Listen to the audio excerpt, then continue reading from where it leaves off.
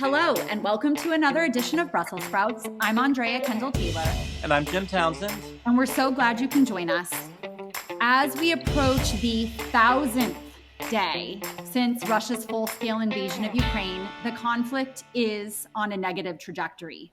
Russia, along with North Korean forces, have amassed approximately 50,000 troops ready to attempt to retake territory in Russia's Kursk region. Russia is also slowly but steadily advancing in parts of eastern Ukraine, and Russian drone strikes and missile bombardments on critical infrastructure have increased in an apparent effort to break Ukrainian resolve. Against this backdrop of difficult developments on the battlefield, the future of Western support has become less certain following the recent U.S. presidential election, which raises critical questions about the prospect of a negotiated settlement in the months to come. To help us make sense of where the war now stands and what we might expect looking forward, we're very pleased to have back with us on the podcast Mike Kofman and Rob Lee. Welcome back, Mike and Rob. Oh, thanks for having us. Thanks for having us. Very brief bios. Mike is a senior fellow in the Russia and Eurasia Program at the Carnegie Endowment for International Peace. And Rob is a senior fellow in the Foreign Policy Research Institute's Eurasia Program. Before we begin, I want to note that this discussion was recorded before the U.S. decision to lift restrictions on Ukraine's use of U.S. weapons to fire into Russia, the release of Russia's new nuclear posture lowering the threshold for nuclear use, the cutting of the underwater sea cables in the Baltic Sea, and Russia's alleged use of an intermediate-range nuclear-capable missile. It's quite remarkable what has happened in the several days since we recorded this episode. Nonetheless, the analysis remains as relevant as ever, and I hope you enjoy the discussion. Okay, both of you were just very recently in Ukraine in some very interesting parts along the front, I understand. And so maybe just let's start this conversation with a laydown of your reflections from your recent trip, what you saw, and your assessment of things as they stand presently. So Mike, maybe kick off with you. Sure. So if I was to offer some brief reflections, I would say that overall the situation in the Ukrainian front line is quite difficult. Russia retains the material advantage still in manpower and equipment, and to a much lesser extent in artillery ammunition and fire support. Ukraine has lost probably upwards of 40% of the initial Kursk salient that they took back in August. Parts of the front are stable, but south of Pokrovsk, this is in Donetsk, in Ukraine's east, the situation has turned significantly for the worse in recent months, and the Russian offensive in general has accelerated. Ukrainian forces are also anticipating further south a Russian offensive in Zaporizhia, which is yet to take place, and we're not sure what the outlines of that will be. I would say overall, the situation improved significantly from a standpoint of ammunition availability and ammunition supply to Ukrainian forces. That's the good news. Ukraine, for the first time in this war, is not that significantly disadvantaged vis-a-vis the Russian forces in artillery fire. That said, the situation with fortifications and fortification constructions is quite mixed. But the biggest problem that Ukraine's been dealing with for the past year is a real deficit of manpower, particularly in infantry.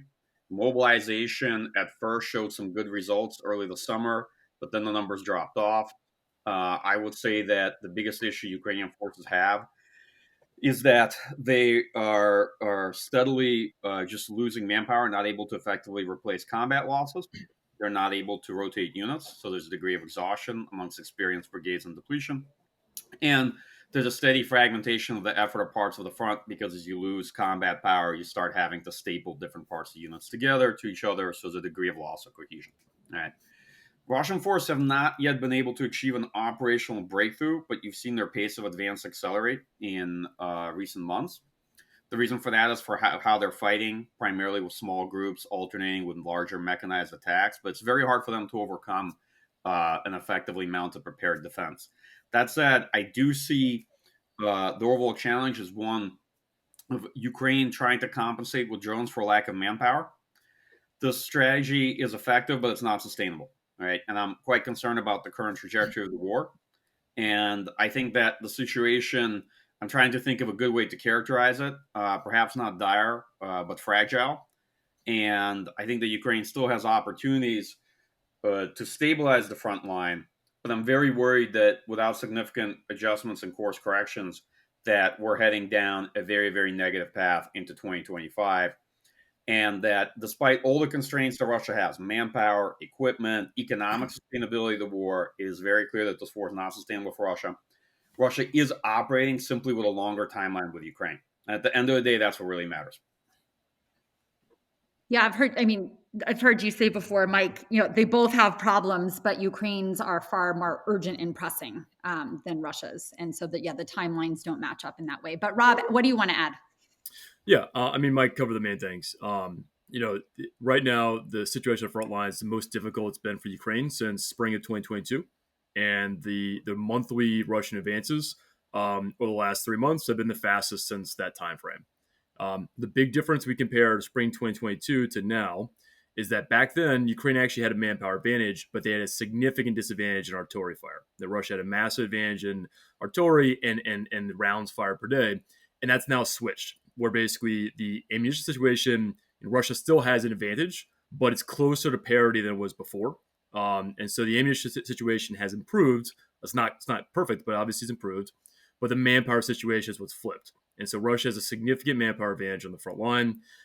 Ukrainian brigades, in a lot of the big battles the last year, in Vuhledar, which Russia captured recently, or Avdiivka back in February, the two brigades that held those cities were there for 2 years with no rotation, essentially.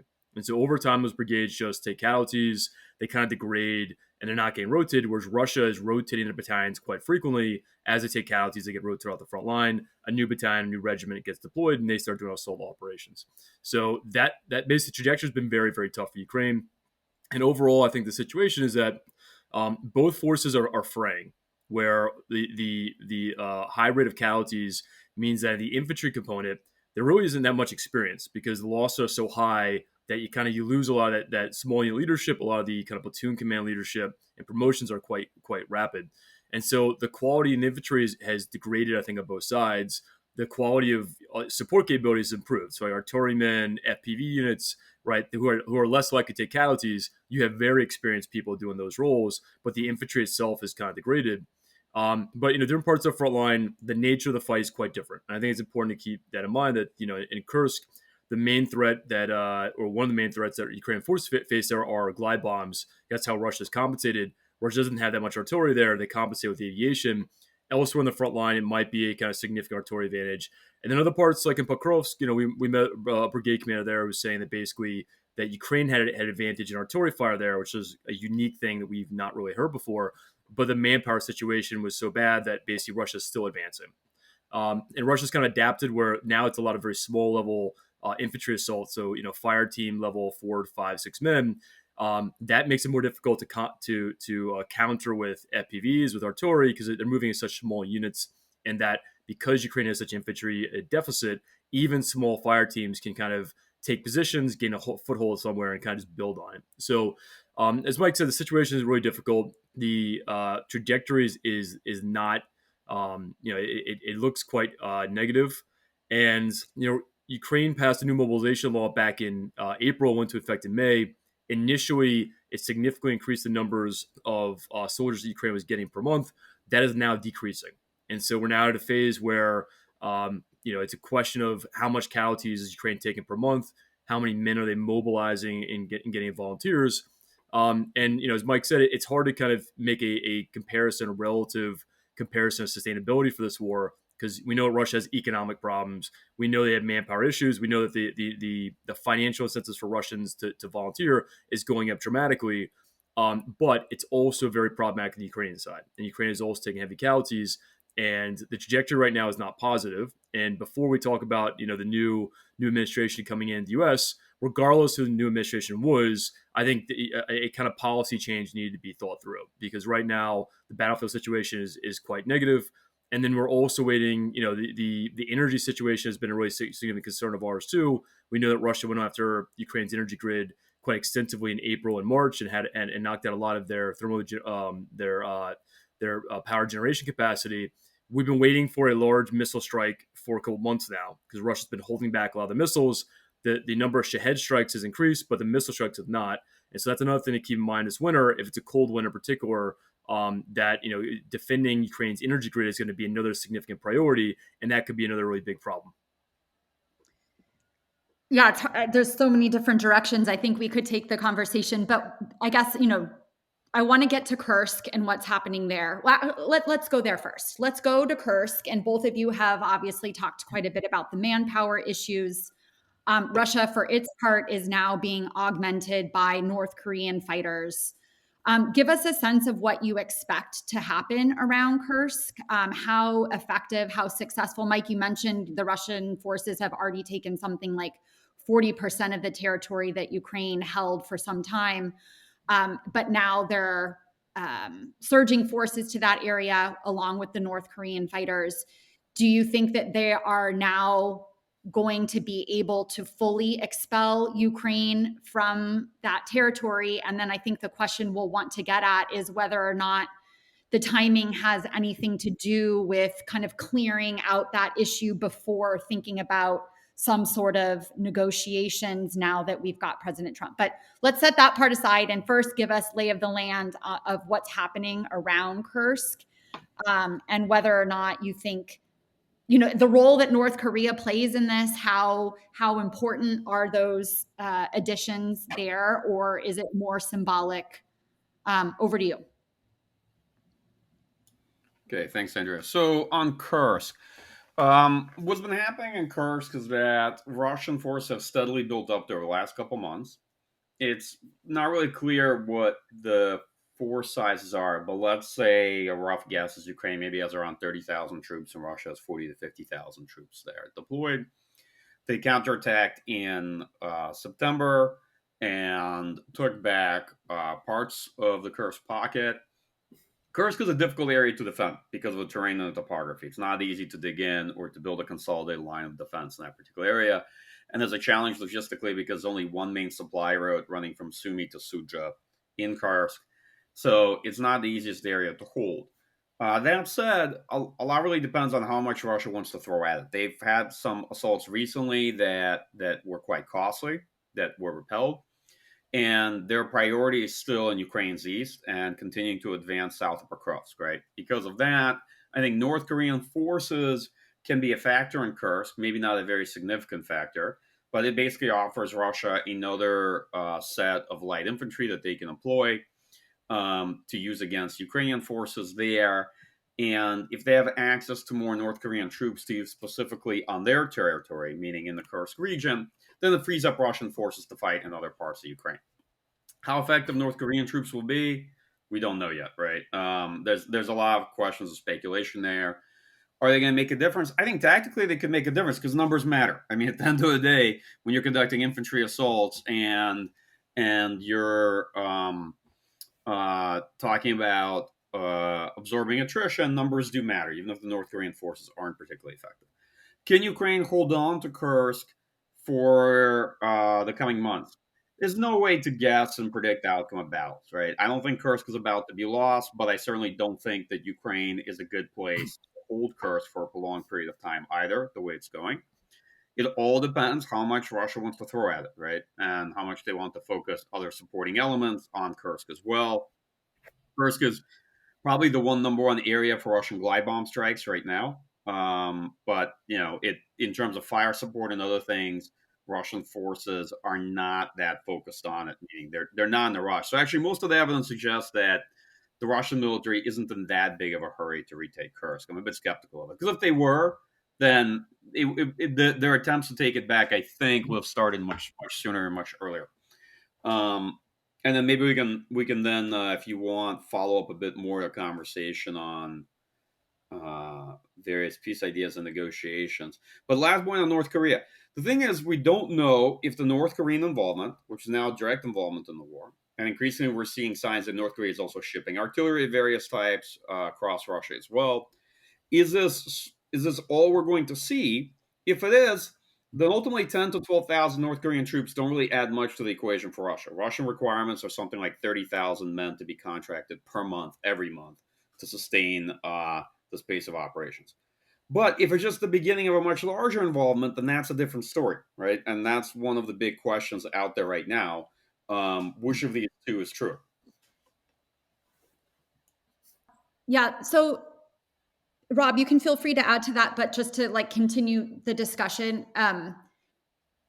And we are leading up to this discussion on, the potential / likelihood of some sort of peace negotiations. But I think one of the big questions is whether the Biden administration can do anything between now and when Trump comes to office to at all alter the trajectory of the war. Because I think, my reading and what the Biden administration has said their goal is to put Ukraine in the best possible position on the battlefield so that they can be in the strongest position at the negotiating table.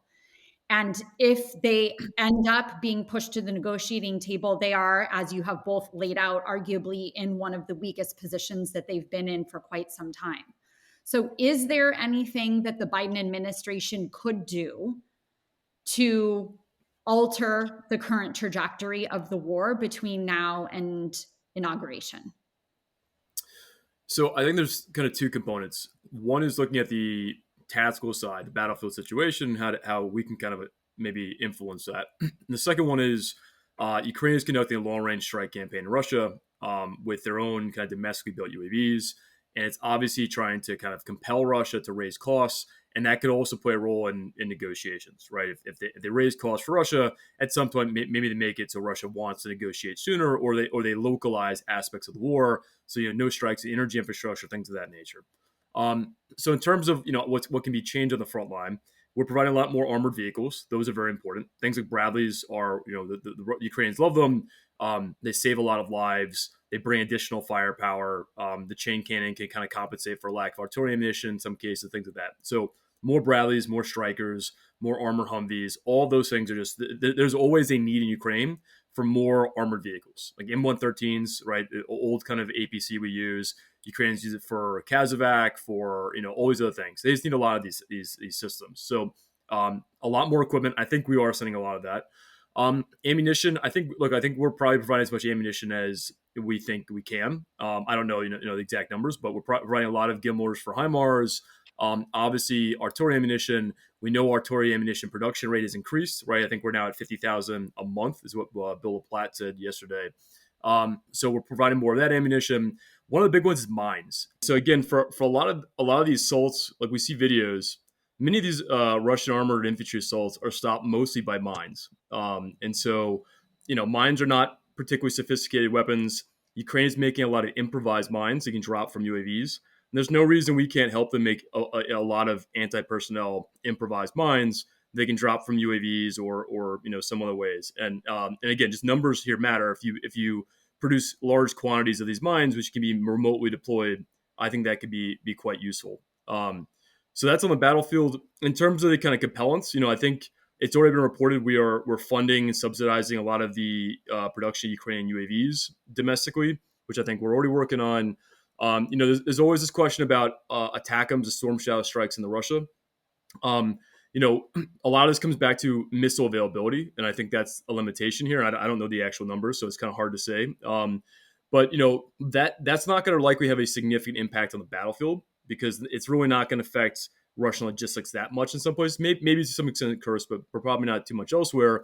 I think the way that would help is it could help this kind of long range strike campaign where ATACMS could be used to fire at Russian air defense systems. And if you tie that into a UAV attack, you make it more likely UAVs can get through and kind of raise costs in that direction. Those are some of the ways. But again, the big issue here is that manpower is really the big problem, and that is not something the U.S. can kind of fix without deploying its own troops, which is not going to happen. And so we're talking about how can we compensate for this kind of lack of infantry that Ukraine is facing, and also keep in mind because they have a lack of manpower. There's a lack of training that Ukrainians get when they get to the front line. So usually Ukrainians get basic training. The basic training kind of varies, but it's not that great of quality. And they get to brigades, and brigades can do good training, but they usually are so strapped for manpower, they have to send new infantry soldiers to the front line within, a few days. And so they only get maybe a week of training, and it kind of contributes to greater problems. So, again, these are different kind of considerations. I think there are ways we might be able to change the training we provide. there's always this talk about, do you deploy NATO trainers into Ukraine? Maybe that makes it, you improve certain aspects of training, like, first aid training, other things like that, far from the front line, but something. And then look, the other one we heard recently was that the Biden administration has changed the policy on contractors. And Mike and I wrote about this a year ago, where the big issue for contractors is not necessarily deployment to the front line or anything along those lines, but to maintain weapon systems that Ukraine receives, because a lot of those weapon systems, the actual availability rates are pretty low in some cases, where many of them are being maintained. They have to be shipped back to Poland in some cases, or far from the front line. And if you have maintainers there, you mean a greater percentage of the weapon systems we provide can be used at any one time than otherwise. So that's another way that could help. Biden has already, I think the administration has already changed that policy. So I think they have looked into the ways to kind of change, to change policy and try and improve the situation. But again, the big problem is manpower is the main problem, and it's a little more difficult to fix that. Well, thank you all very much. That was a very helpful lay down, and let's hope that the incoming administration is starting to get a picture as well that's as helpful as what you all just said. But let me ask you, what does it look like when we talk about we want to make sure that Ukraine is in the best possible position that it can be if we sit down for talks? So what does that look like? What does the best possible look like? What's in the realm of reality in terms of what their posture is? They're still in Kursk. They began to push back in the east. What does it look like? What does it? When will we say, okay, they're in a good place right now? That's going to be good for negotiations. What does that look like, and what's really achievable? Jim, you want me to try to take a stab at that? Yeah, and then Rob. Yeah, well, it's a really easy set of questions. What I'd say is, look, so first, what's achievable at this point? I think that with a lot of course correction on their side and the Ukraine side, and just to be clear, some of these challenges have to do with the fundamentals. And no, it's not just about Western weapons, Western equipment, Western ammunition. There are some folks that sometimes talk about this war as though Ukraine's not even in it. It's very puzzling to me. Manpower has to be addressed by Ukraine with Western help as the critical issue at this point of the war. But there's also quite a bit that we could do, and we could change policy-wise in the United States as well. What can we achieve? First and foremost, the priority should be to stabilize the front line. I think Ukraine can still do this, and it has the opportunity to try to exhaust Russian forces at the peak of their material advantage, right? Are we on a trajectory to do that right now? No, we're not, disappointingly. I was hoping that would be the case. Things were looking better this summer, but they're not right now, and the Russian offensive is only accelerating, right? So this, to me, is the number one priority, right? After that, there has to be a decent theory of how to compel Russia to the negotiating table and increase the cost for Russia sustaining the war. That's where long-range strike potentially comes in as an option. Sanctions policy, other costs that the West can levy. But ultimately, it has to be a combination of, first, Russia seeing that negotiations are a better alternative to fighting. Okay, so if you don't stabilize the front, if Russia keeps taking more Ukrainian territory, if they think the front's going to collapse, the negotiations are not going to be a better alternative for Russia, right? Second, the cost of sustaining the war has to increase significantly. Third, Russia has to believe that we're actually willing to continue supporting Ukraine rather than think, oh, a new administration's come in. Maybe they want to end this war quickly. Maybe they'll cut support for Ukraine, or maybe they want to ask Congress for as much funding, right? And then it's just a matter of time. The time is on their side. Russia is constrained in as I discussed, in terms of manpower and material availability. No, Russia can't sustain this war forever either. The challenge is that most of those constraints look like they're factors in late 2025, heading into 2026, right? And we're currently not on a timeline where Ukraine can simply afford to sort of wait that long. And basically, this trajectory cannot be allowed to continue for that long, from my point of view, at least. This is a rough estimate, obviously. As I was a military analysis, not fortune telling, where you can just predict exactly when what will happen. But this is sort of a best guess based on where we are right now. So I think a fair amount of this, what I said, will be difficult to achieve, but it's certainly not impossible. The alternative is not a particularly attractive one, Jim. The alternative is Ukraine losing the war. And Right. so, if you, these are hard decisions. I often tell folks, look, if you don't like making hard choices, there's always the option to lose the war, right? But you're going to like that one even less. Absolutely. Actually, spell out what do you think that means at this point? Because I think, sometimes there's not an understanding of, or what you'll hear, Russia hasn't been able, what is Ukraine, quote, losing the war? Because what I think you hear quite a lot in the media and other places is, yes, Russia's making slow but steady gains. They lack the capacity to achieve any real breakthrough. The Ukrainian front lines are unlikely to crumble. And so I guess just lay out then what you think Ukraine losing the war is. I mean, could you envision Moscow and Russian forces arriving back at Kyiv? No, that's not what it's about. I think it's helpful to elucidate, if we're making hard choices, then what is Ukraine losing the war? What does that mean when you say it? Okay, so I'll spell it out. The war is lost when one side imposes its will on the other. Okay, and if you're the one who's having will imposed upon you, then you are the loser of the war. We know it when we see it when the war ends. Okay, when the conditions are imposed upon you, and you have to sign a victor's peace, conceding to the opponent's demands. Okay, it's not about what city they're going to be in. Is it Pokrovsk? Is it Kramatorsk? Is it Slavyansk? Is it any other city on the map? That's not the issue in question. Okay, it's not even about territorial that much. It's fundamentally about, does Russia get to impose its will on Ukraine, and does Russia get to walk away from this war believing that they achieved at least their minimal political objective, right? And they're the victors of it. And the Russian terms have been spelled out since 2022. I don't know why folks are debating what it might be, right? It's been pretty clear throughout the war what conditions are, right? Demilitarization, neutering the Ukrainian military, Ukraine basically agreeing to neutrality and having no choice in terms of alliance or political affiliation, right, in Europe.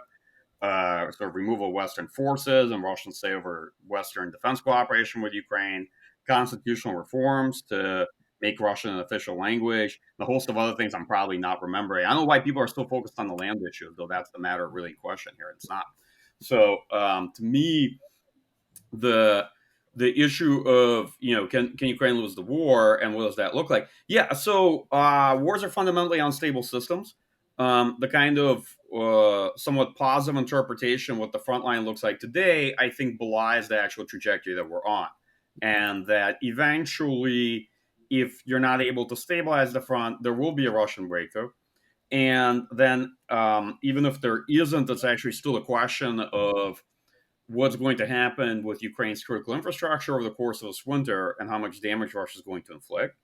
But either way, if we don't work to extend Ukraine's timeline to sustain this war, then it doesn't matter what town or which part of Donetsk it really ends in. Okay, that's not what decides the war. What decides the war is if Ukraine is no longer able to sustain it economically, socially, and militarily. All right, or alternatively, can't sustain it because we've cut funding. Right, and it's heavily dependent on Western material support and funding. So with all of that in mind, by the way, it's still fascinating that year 3 we're trying to discuss for people what losing a war looks like. I just want to comment on that, but we are where we are, and so from my point of view, I think a lot of conversation about land really misses what the war is actually about between Russia and Ukraine. It's about whether or not Ukraine gets to remain a sovereign, independent state and whether or not Russia is going to be allowed to impose its will on Ukraine. Yes, land matters because part of what the war is about is, in fact, what will be the geographic boundaries of the Ukrainian state. That's true. But it's by far the less significant question. The only way in which it matters to me from a sort of more operational perspective, right, is if Russian forces advance far enough in Ukraine's south towards the Dnieper region, which is the industrial heartland of Ukraine, right? And so in some cases, terrain and cities do matter. Russian forces are still quite away from them. But if you were to play this war forward, another, 8 months or so, yeah, that distance is certainly not insurmountable at the pace the Russian forces are going. So that's a concern as well that I have. Yeah, but bottom line, I think folks need to think through what the real Russian objectives are, which is the destruction of Ukraine as a functional state, right, and the imposition of Russian will on Ukraine, and ideally to achieve regime change in Ukraine as well, which is one of the central goals of the initial operation, and to consider that those will be demands in any negotiation, right, and those will be the first demands that Russia is going to levy. Well, let's talk about that, because then the elephant in the room are the recent kind of press reportings on the Trump-Zelensky phone call and these alleged, the Trump peace deal, which essentially entails no NATO membership for 20 years, freezing the front lines where they are, and sustained U.S. support. The Trump administration and people talking about this appear to believe that that's a reasonable kind of starting position, or the magic sauce that's finally going to end this war. And I think, as we were talking before we started recording, the key question is what happens when that proposed peace plan hits the reality of the Russian objectives that you just laid out. I guess so. The question, maybe Rob, we'll start with you, is when you're hearing these discussions about the potential peace plan that the Trump administration is bringing in, kind of what's your immediate reaction? What do you make of that, and how plausible do you think it is that that's even within the realm of possibility? So, Mike already laid out some of Russia's objectives. Territorially, it's still taking all of the Donbass. They still, ostensibly want to occupy all of Kherson and Zaporizhzhia Oblast, right? So they control part of it. They illegally annexed areas they don't control. And so I think when we talk about minimum objectives, this again, as Mike mentioned, the starting point here is about stopping Russian advances. As long as Russia is advancing on the battlefield and they think they can sustain it, they're going to continue, and the war is going to continue unless Ukraine makes much greater compromises, right? And Putin, it was a few months ago, he came out and kind of gave out his minimum starting point where we can begin negotiations, and that was basically Ukraine giving away all of Zaporizhzhia, Kherson, and Donetsk Oblast and Luhansk Oblast, I believe. And of course, Ukraine still controls a lot of that, so they're not willing to begin with that kind of negotiating position.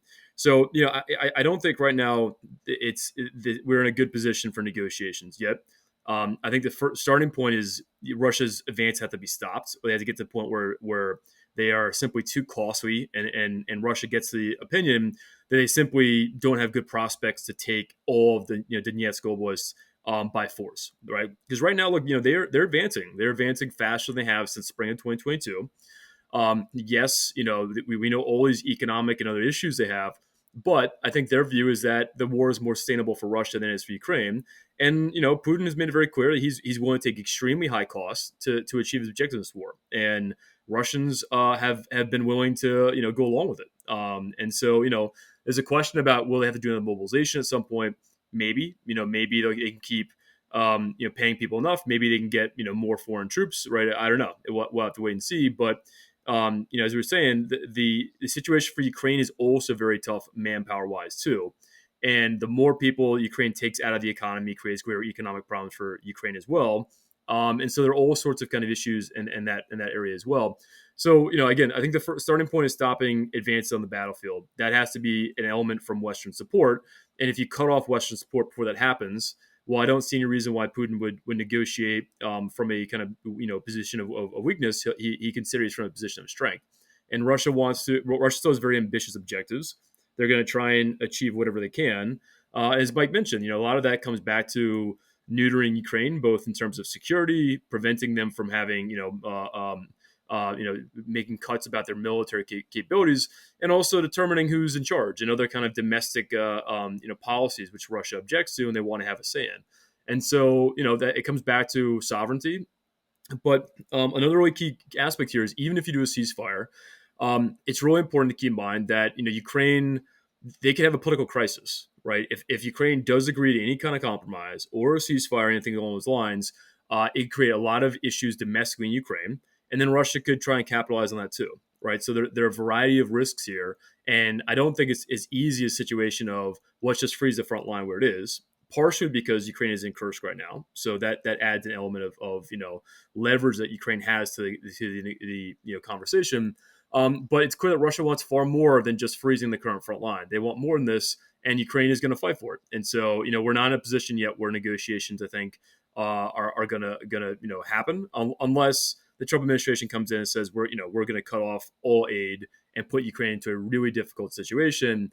And then the timeline could change, but I'm not sure that's exactly what's going to happen. I figure we're gonna keep seeing fighting into 2025. Mike, anything you want to add? And I mean, I guess, just for stuffing more information in here, adding a little bit to this question, because I want you to comment on it too.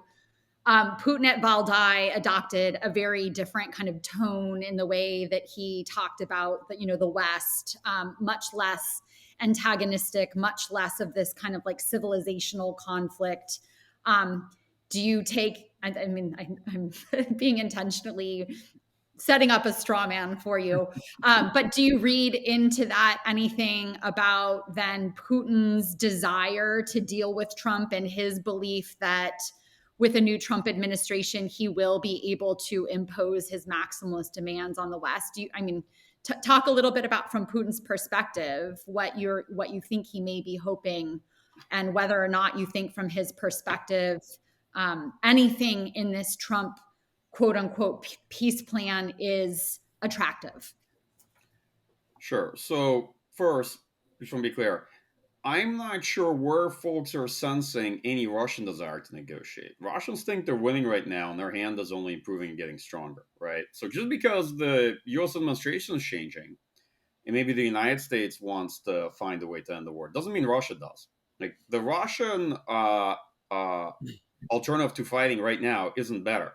Right? You have to actually compel Russia to want to negotiate in the first place. If for whatever reason they are inclined suddenly to negotiate, you should probably be very worried, because it means they're likely not. There's only one of two likely scenarios. You'll be given that list of demands, or essentially demands to capitulate, that I sort of ran through, or alternatively, they intend to make an agreement that they have absolutely no intention to follow through on whatsoever. Right. Which is also a distinct possibility here. But so far, with all speculation, I've actually not seen any sign of Moscow wanting to negotiate about anything. There is not yet a Trump administration. There are various plans that are being floated by who knows who out there, and ideas which do not make for a coherent plan from an administration that's yet to take office. The Trump administration's first challenge will be to get funding from Congress, actually, as soon as they come in, to continue the war, unless they don't want to have any cards to play and just want to sort of lose it outright.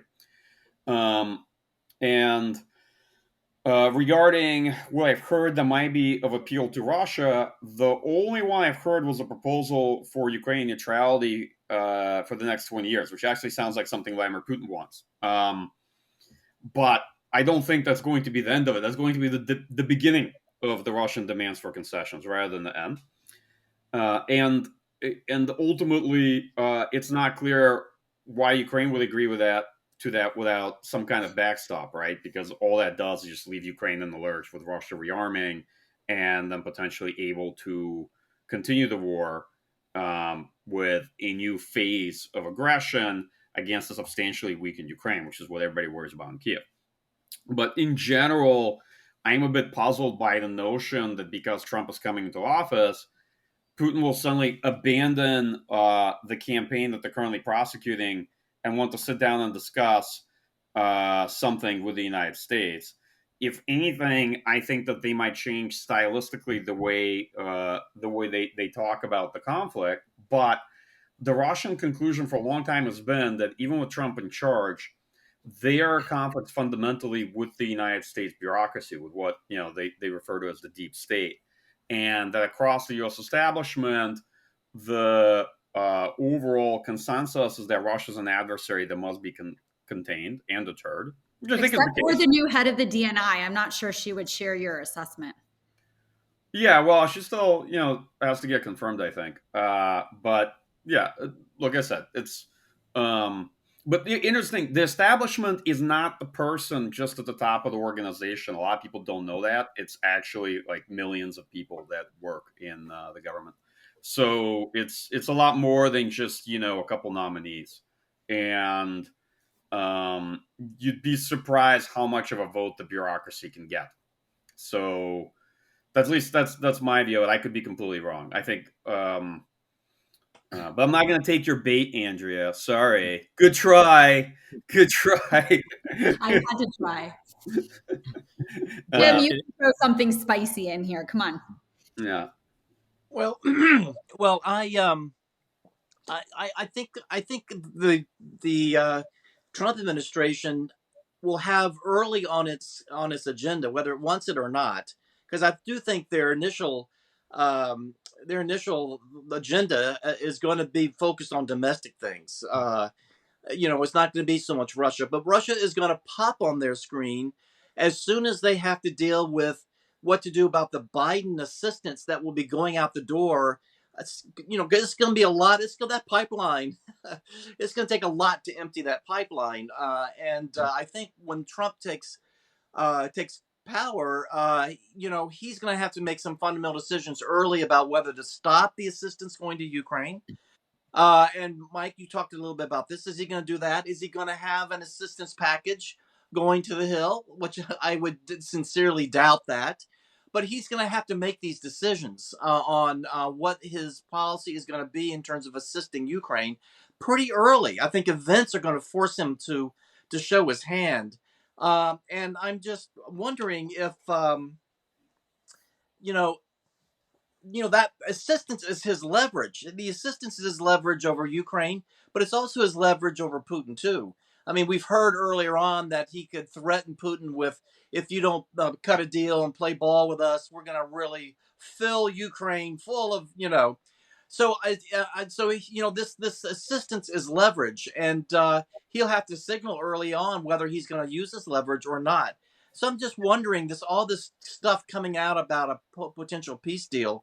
I'm wondering if that's happening because they're trying to get ready for that eventuality. Maybe in February, maybe in March, where they're going to have to make some fundamental decisions on the future of assistance to Ukraine, and maybe they're gonna that's when they're going to spring or use this leverage card, on Ukraine and on Russia to play ball and to at least have a ceasefire, and then to go and start discussing. So it's good. So the driver, in other words, what I'm saying in all this babble is the driver of this is going to really be the necessity to make a decision about all the stuff in the pipeline and whether there's going to be a Trump assistance package. I think that's going to come sooner rather than later. What do you think about that? Sorry, go ahead, Rob. Yeah, so let me jump in on two things. So I'll turn it over to Mike. So first off, before I answer your question, Jim, the Russia's relationship with China, Iran, North Korea, and a bunch of other countries is different today than it was back in the last Trump administration. And so Trump administration policy to China, to Iran, to all these countries, right? Which and it's clear that Trump is appointing more hawkish members who are more hawkish towards Iran and China. Well, Russia now is a close relationship with those countries, and that also alters what our relationship with Russia is going to be, and what a Trump administration relationship with Russia is going to be in 2025, 2026, because you can't isolate Iran the same way now, because Iran has been providing a lot of material assistance to Russia, and Russia is probably going to be providing a variety of assistance to Iran, and that's going to be a consideration going forward. The second one, as we were kind of saying, the trajectory right now is not good for Ukraine, and the timeline does not look like it's as long as some people think it might be, and that means that I think we were always saying this, and our friend Darrell already made this argument this week, is that typically a new administration comes in, they do a policy review, it takes several months, and then they kind of decide what to change. Well, it's not clear Ukraine has that timeline right now, and so a change needs to happen sooner, and it's not even necessarily the current rate of support may not be sustainable by itself, right? There may be a need for an escalation or some other ways to help Ukraine kind of compel this war to end in some ways. And so that's one of the considerations that's going to happen. It was going to happen with whoever won the presidential race. But it's not clear that even just a continued level of support that Biden has been providing, that was going to be sustainable for Ukraine. And so I think that's one of the considerations, that it's in a more delicate and kind of concerning moment right when the new administration comes in, and that's going to have to affect kind of their policy and their views of what to do. Mike, what do you want to add? So actually, the administration is going to have big problems with attaining leverage over Ukraine, over Russia.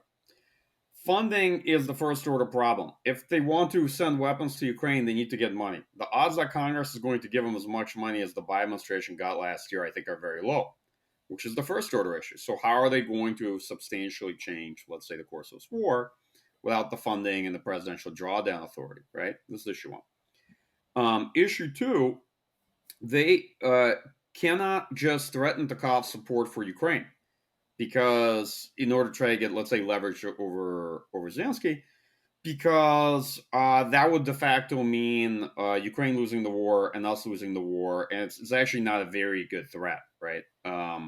If Ukraine, Kiev could easily call that bluff. Third, when it comes to leverage over Russia, there's two issues there. The first is they might discover that actually they have far less capabilities left to send than they think, and that U.S. material constraints and readiness constraints were one of the biggest driving factors behind the degree to which the Biden administration was willing to supply Ukraine. And contrary to a lot of people's belief that it's just, concern over escalation, I think what they don't realize is that the Pentagon actually fought very effectively and consistently based on readiness issues, that essentially that it had very significant material constraints. And a lot of these capabilities have already been spent and provided: ammunition, equipment, missiles of various types. And when Trump administration comes in, if they do get the money, they will probably find the same Pentagon doing a lot of this same stuff. One more question on the downside of not trying is, there was the recent announcement from Zelensky that if the U.S. pulls the rug out from under him, that Ukraine would pursue a nuclear weapon. I guess I want to, Mike and Rob, what do you think of that announcement? Is it a lot of hot air? Is there anything to that? Either of you. Well, Rob, do you want to take a stab at it, or would you like me to give it a try? No, I'm happy for you to take this one, Mike. Thanks. I think it's obviously signaling to Trump, who's very much interested in nuclear weapons and always has been, and a way to try to create leverage. But I see it mostly as a bluff. I think Ukraine is most likely years away from being able to develop nuclear weapons, simply because they don't have a processing facility for plutonium. They have to start again working on the actual weapon design. Then there's issues of miniaturization, delivery system, what have you. I mean, they can adapt existing delivery systems, but just the reprocessing facility and the effort and the cost of that alone isn't very cheap, and it's not something you can do very quickly. So it's a path Ukraine could go down, but it would take quite a bit of money, and it would take quite a bit of time. And so I think in terms of the timelines we're thinking of in 2025, it's not a realistic threat. I guess final question, and I feel like I'm abusing my prerogative of asking both questions. What's the statute of limitations of final questions on this podcast? I know, my final question. No, but then the other question that looms is, if the United States were to decide, if the Trump administration were to decide that they were not willing to do the steps as we've laid out here in terms of passing another round of funding, making this effort to reverse the trajectory of the conflict before entertaining any idea. What is your sense of whether or not the Europeans could step in and play that role? And have you, Mike, you travel quite a bit in Europe, I know, and Rob as well. To what extent do you think the Europeans are talking about and fulfilling that role. If the U.S. does back out, if the Trump administration does back out, can the Europeans do the things that we've talked about that would be necessary to strengthen Ukraine's position before any negotiation talk? So I'll let Mike handle most of this. I think if the U.S. cuts off aid entirely, it will be very tough for Ukraine because there's certain things that we provide the majority of, or we only provide, right? So some types of ammunition. I think Patriot interceptors only come to the U.S. I think there are probably some other air defense missiles. And Patriots are one of these critical assets, right? Without that, the war looks entirely different from Ukraine because it's the only thing stopping ballistic missiles attacks on cities. And everything gets much worse if Ukraine does not have Patriots defending Kyiv and other key cities. Artillery ammunition, we are providing. I don't know the exact percentage, but I think it's the majority. Mike can correct me on that one. And so we're in a position right now where Ukraine is getting pushed back on the battlefield, where Russia is making faster advances than they have since spring of 2022. Right, that is with all this ammunition coming from the U.S. So if the U.S. cuts off that ammunition, right, and then Ukraine faces not only a significant manpower deficit, but then a really significant ammunition deficit, then Russia's going to make more advances, right? The situation gets much worse. I think Russia right now, they're going to wait and see what the Trump policy is because maybe that occurs. In which case, they would have a much better prospects for seizing all of Donetsk Oblast on their own, right, without negotiations. If Ukraine is in that kind of position.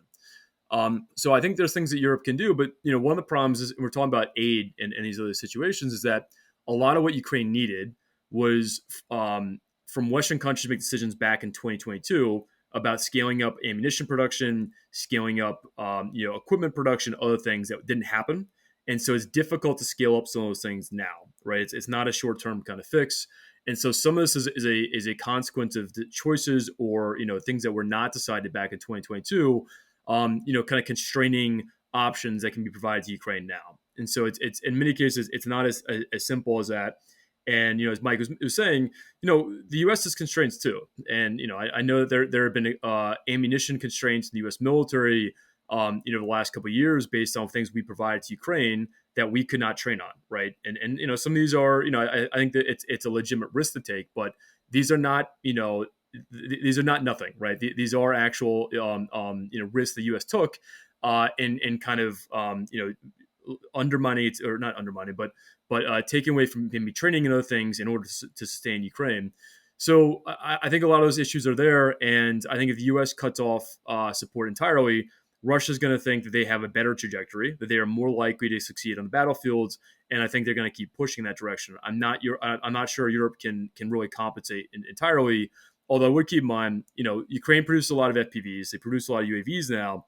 So, and those are ways of compensating for a lack of ammunition from other things. So there are some ways to compensate for lack of artillery ammunition. I would just say there is not a complete way of compensating, though.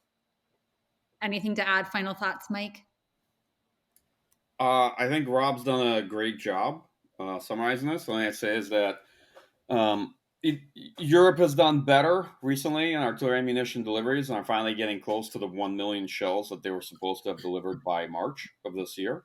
Although I don't know how much of that is actually produced versus bought through the Czech initiative and other ones. But that said, in general, if you look at the range of support, I think Europe could take over training. I think Europe could certainly take over some of the intelligence sharing and other planning activities. I think Europe could provide, advisors, contractors, what have you, to Ukraine. But if you look at logistical support, all the various key types of munitions, whether it's Gimlers for HIMARS or, as Rob said, Patriot interceptors and other things, they will not be able to substitute for those systems. We still provide a significant amount of ammunition. Then there's also parts for a lot of equipment that we've sent them provided as well. There's a lot of strings that we don't have the time to run through. It'd be quite a bit. So I don't want to say that Europe can't take over anything. It certainly has the ability and has certainly improved the defense industrial output and production lines and all sorts of things. But no, will not easily be able to substitute for the United States. And certainly it would take time to make that transition happen. And by time, I mean years. It's not the kind of thing where if, let's say, Trump administration decided, we're getting support in a short span of a few months, that Europe can just pick up the ball on everything. It's to me, from my point of view, that's almost impossible. Yeah. Well, I wish that we had ended on the more optimistic note of, the things that could be done in order to reverse the tide. But nonetheless, this was a really excellent conversation. Mike and Rob, thanks for joining, and hopefully we can check in the next couple of months. Yeah, thank you very much. Really appreciate your insights from being on the ground in Ukraine. Thanks for having us. Yeah. Thank you for listening to another episode of Brussels Sprouts, brought to you by the Transatlantic Security Team at the Center for a New American Security. You can find all of our previous episodes wherever you get your podcasts. And please remember to rate and review Brussels Sprouts so that new listeners are able to find the show.